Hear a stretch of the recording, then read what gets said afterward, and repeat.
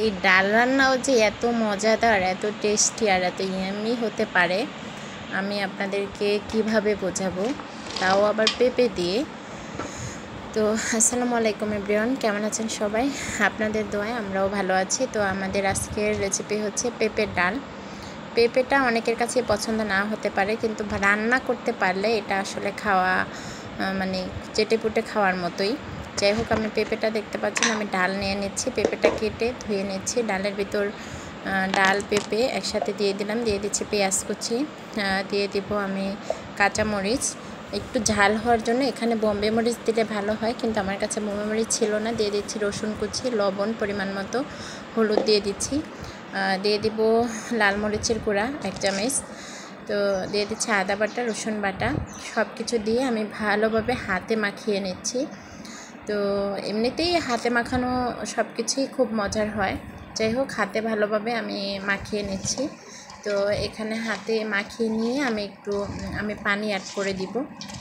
যে মানে এই রান্নাটা অনেকটা ঘন হবে, বেশি একটা পাতলা হবে না।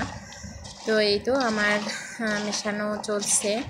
তো ভালোভাবে মেশানো হয়ে গেলে আমি এখানে এখন পানি দিয়ে দিচ্ছি। মেশানো প্রায় শেষ, আমি পানি দিয়ে দিচ্ছি পরিমাণ মতো। এই তো পানিটা দিয়ে আমি এখন চুলায় বসিয়ে দেব।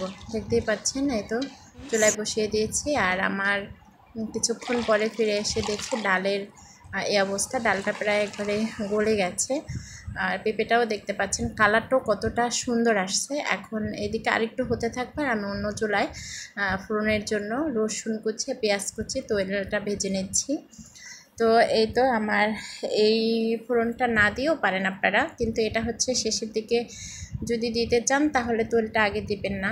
আগে অল্প একটু দেওয়াও যায়, যে যেভাবে ইচ্ছা রান্না করতে পারেন। যাই হোক, আমার ফোড়নটা হচ্ছে এখানে একটু অনেকে কাঁচা জিরাটাও ফোড়নে দিয়ে দেন, আমি দেইনি। যাই হোক, ফোড়নটা ভালোভাবে হয়ে গেলে আমি হচ্ছে এখানে লাল লাল করে ভেজে আমি ওখানে পেঁপেতে দিয়ে দেব। তো দিলেই আমার রান্নাটা একবারে শেষের দিকে। আসলে এই রান্নাটা আমি প্রথমবার আমার মায়ের হাতে খেয়েছি, কিন্তু এই প্রথমবার আমি রান্না করতেছি। যাই হোক, দিয়ে দিচ্ছি জিরার গুঁড়া, দিয়ে দেব ফোড়নটা দিয়ে দিচ্ছি। এখন দিয়ে দেবো জিরার গুঁড়া, ধনিয়ার গুঁড়া। তো সব কিছু দিয়ে আমার রান্নাটা একবারে শেষের দিকে। দেখতেই পাচ্ছেন কত সুন্দর কালার আসছে। এরকম কালারের তরকারি ভালো না লাগলেও আসলে অনেক ভাত খাওয়া যায়।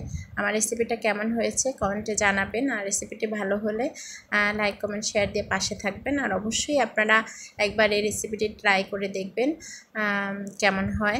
আসসালামু আলাইকুম।